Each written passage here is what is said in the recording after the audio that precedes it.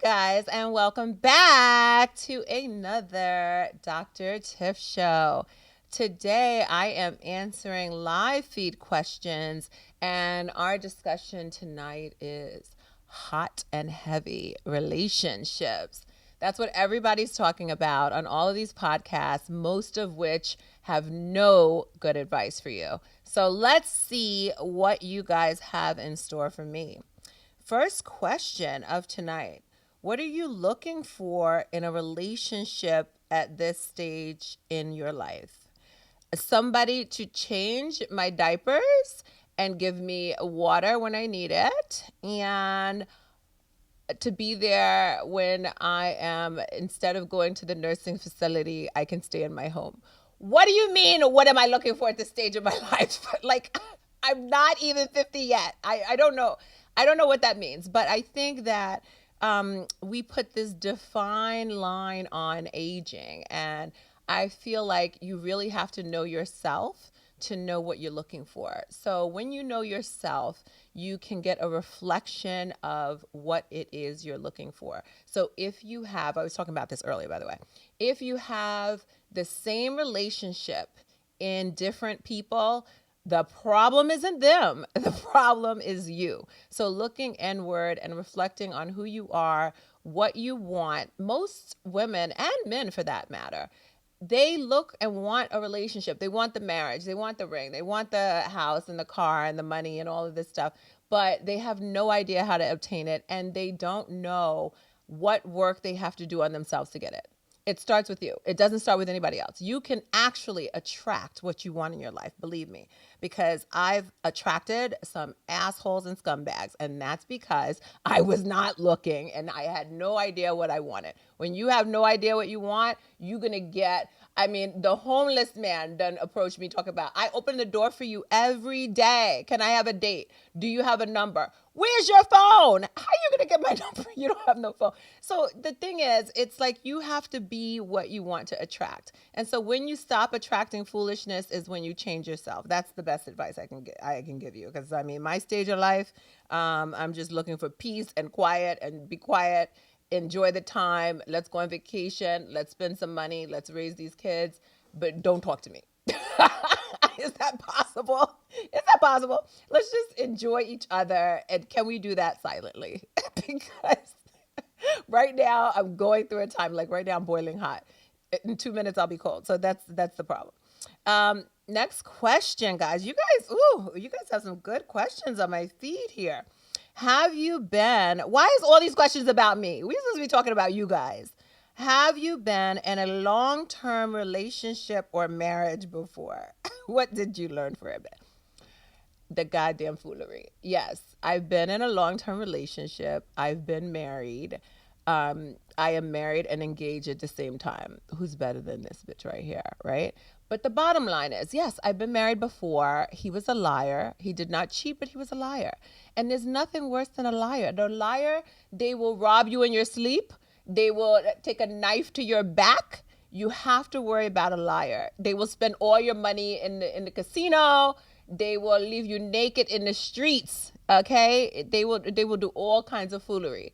So, what that taught me, right? That's your next question. What did I learn from it? What I learned is let people go.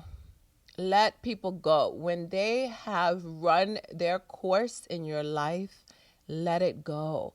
Trust me, I've been there where you're scared. You feel like, oh my God, how am I going to do this by myself? When I tell you the day I let it go is the most peaceful rest I had that night. I don't care if everything is on my plate.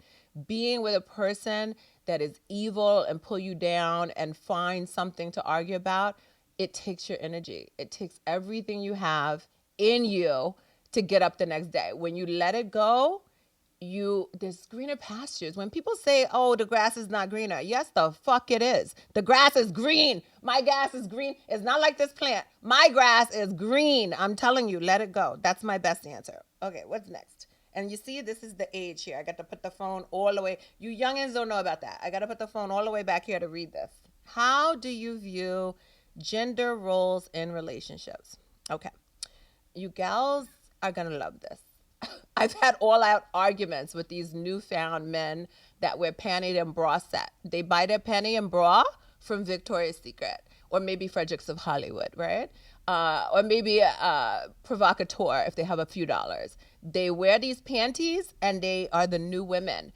Don't argue with these men. If they do not have it in them to be a traditional man, a provider, someone that takes care of you, someone that nurtures you, not just pay the bill and that's enough. No, he's going to treat you as his equal, even if he have more money than you, even if he's providing for you, even if he's, making your life easier. Somebody come into your life and they make it more difficult, watch out. Get gone. So my gender roles is very traditional. The 50-50, I don't know what 50-50. What is the 50? 50 cents? I don't know what 50 have to do with 50. I give 100%, he give 100%, but he knows as a traditional man what he have to take care of, and I know what it is that I have to do. Period. That's it. I don't know what's this newfound thing about, unless you're like 2 years old and you're working together and nobody has nothing, then maybe. But at this age, no, nobody's doing that. Okay, move on to the next one. What is this? How do you handle conflict in a relationship? So even when you have the most loving, wonderful relationship, we are not Siamese twins. We were not born together. We were not raised the same way. We're going to have conflict. The best thing for me, and should be for all of you, talk it out. Do not go to sleep angry. Do not take it into the next day and the next month and the next year. Don't be talking about this shit 10 years from now. Nobody want to hear it. If you wanted to say it, you should have said it when it happened. I'm a firm believer in dealing with the issue. Say what you have to say and moving on. You don't hold it against them. That's just what it is. People are going to make mistakes and you have to allow yourself to make mistakes too. So the new word, what is it? Grace. Give everybody grace. They give you grace. You give them grace. That's it. That's how you handle conflict. Or you can curse them out and throw a few things and in the relationship, because that's where it's leading. When you create violence and volatile in a relationship, that means that you don't respect the other person. And really, you don't respect yourself. It's not about the other person. It's really, like I said, anyone you're with is going to be a reflection of you. So if you respond quietly and they don't sense that they did something wrong, then they're the problem. But arguing, fighting, yelling, screaming, throwing things is not the way to go. I mean, I know my island girls, y'all be on a different type of time, but I'm telling you, it's just not the way to go. Okay, let's see. What else? What other? We're almost done here. What other question? What's your relationship like with your family, particularly the women in your life? So I feel like in my family, I have become the matriarch of the family. My grandmother's like 98. My mother passed away, and everything is the responsibility is on me. So I feel like with those big shoes to fill, I fill them. But there are times where it's like, okay, I'm done. Everybody leave me alone. I'd like somebody to take care of me. So, I mean, it's passed down. Women are naturally nurturers and we want to take care of everybody. But you can't take care of anybody if you're not taking care of yourself. And I don't know why you guys are asking all these questions about me. Like, we supposed to be answering questions for you, not me. All right. Oh, I'm not even going to answer this. What are your views on finances and financial responsibility? No, you're not getting that answer out of me. I don't have any views. Okay. I have no views on that. Sorry. How do you feel about dating someone with children, or do you have any children? So it's funny because, so this is the thing, and I'm going to sound like I'm a contradiction, and that's okay because I am. I have small children. I have a 15-year-old and I have a 6-year-old, but I don't want nobody with no small children. Your children must be grown and out of the house. I mean, I get it that it sounds like a contradiction. I guess if somehow somebody tricked me and I fell in love and then found out they had small children, I'd be okay. But I already have 2 crumb snatchers as it is. And I'm working on getting them out of the house, and they're 6 and 15. So I don't know how I would do. I'm sure I'd be a great mother to all the children in the world, but I don't know how I would do at this stage of the game with accepting somebody else's small children. I like to have older children that I could have, a relationship with, but I'm not having to raise them and combine all of that. It's a lot. So yes, and there's men that feel the same way that I feel, to be honest. Like there's men that will not date you if you have small children, and that's their right. Move on. Okay, that's fine. You know, and so finally, to wrap this whole intrinsic, what is it? Intrusive, not intrinsic, intrusive line of questioning up about me.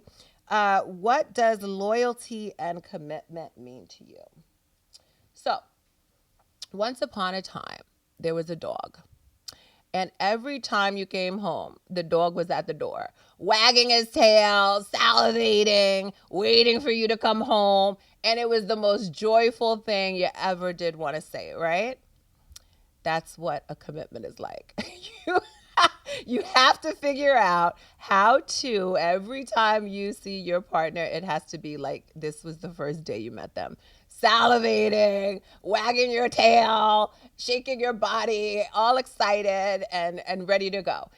That's what it's a renewed sense of love each and every day. And you have to be responsible for that. Like if you want a relationship, like everybody said they want a relationship, you don't really want a relationship if you're not willing to do the work. And the work is fun when you get the right person. So that's what it is. Even with a job, the work is amazing when you're at the right job, when you're in the right career. It's amazing. You would do it for free every single day. That's how you have to feel about your partner. It's something that's amazing. They keep you going. You're ready for the next stage, right? Every single day, it's something new. That's how you deal with commitment. Just renewed, brand new every day. Okay, guys, it is over. Today is done. Thank you so much. It is the Dr. Tiff Show, and I'm so happy to be back with you guys. Yay! And see you next time.